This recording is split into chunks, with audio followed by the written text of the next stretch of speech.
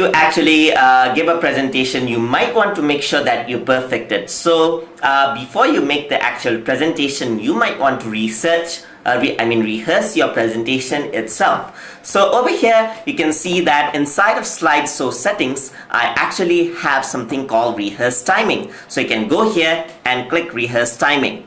So what this does is it'll actually bring out a recording menu. So it'll record the time on how much time you'll spend for the presentation. And I can move by just pressing the arrow keys right here. So I guess this is the second slide right here. And I can also go forward just like this. I can even pause the timing if you want to go to a break or so forth. And you can go to the next slide right here. And then again, you can go to next slide just like that. So you can see that you can practice out your presentation and it'll record the timing right here.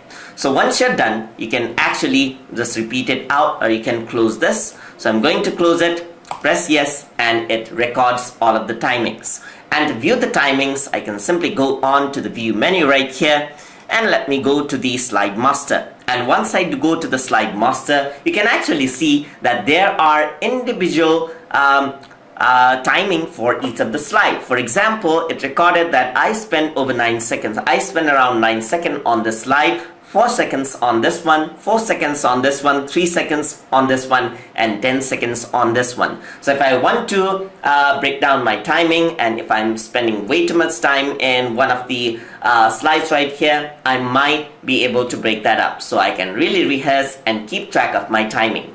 So that is how you can rehearse well for your presentation. Hope you guys learned something as always. And as always, please like, comment, share, and subscribe.